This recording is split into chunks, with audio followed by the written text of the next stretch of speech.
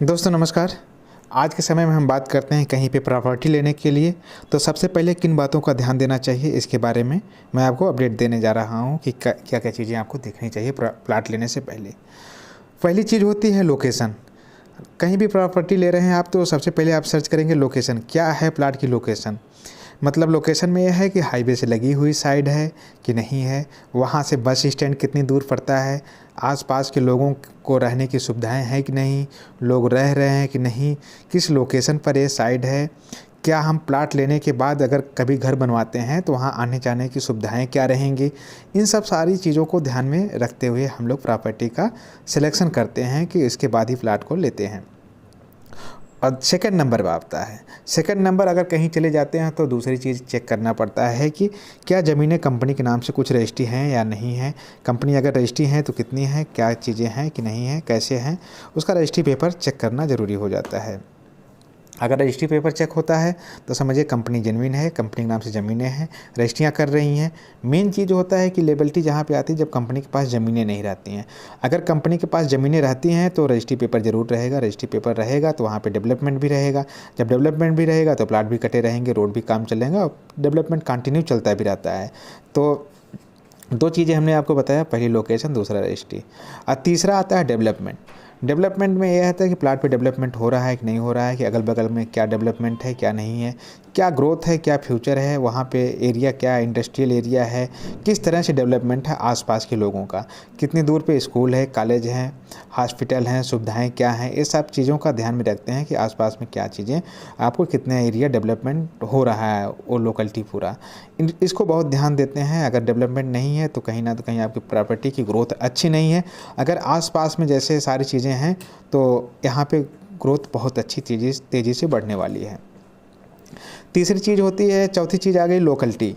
Locality मतलब ये है कि अगल बगल में मार्केट है कि नहीं है। अगर सपोज करिए आप कहीं भी प्लाट ले रहे हैं, अगर कहीं आप एक सुल्तानपुर हाईवे पे मान लीजिए जा रहे हैं, वहाँ से 2 किलोमीटर अंदर चले जाएं, बगल में गांव हो, गाय हैं, भैंस रहती हैं, पूरा एकदम गांव टाइप में है, तो वहाँ पे आप प्लाट ले लीजिए। ठीक है, फिर उसकी लोकेलिटी क्या है, आपको क्या फ्यूचर मिल सकता है आपको ना। तो अगर कहीं रात में अगर आप आ रहे हैं टाउनशिप में, अगर आपको घर जाना है तो रात में अगर रोड पे उतर गए तो सबसे बड़ी बात है आपको साधन नहीं मिलेगा जाने के लिए।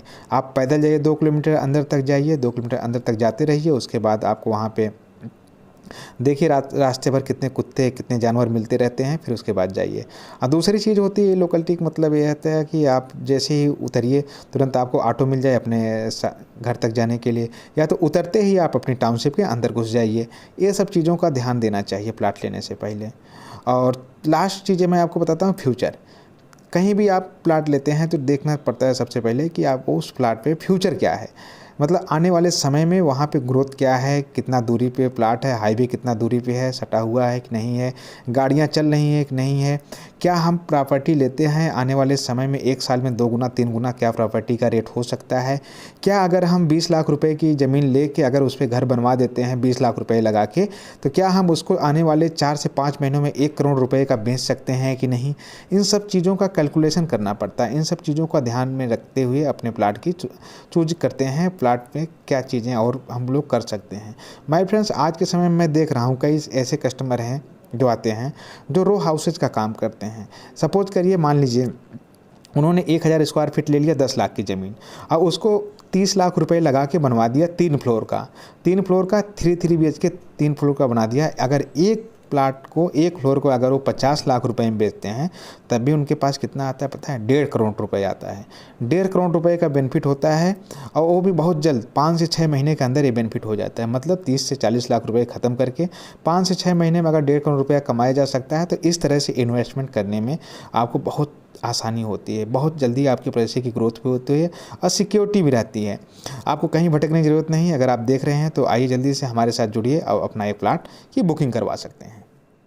वीडियो अच्छी लगे लाइक करिए, सब्सक्राइब करिए।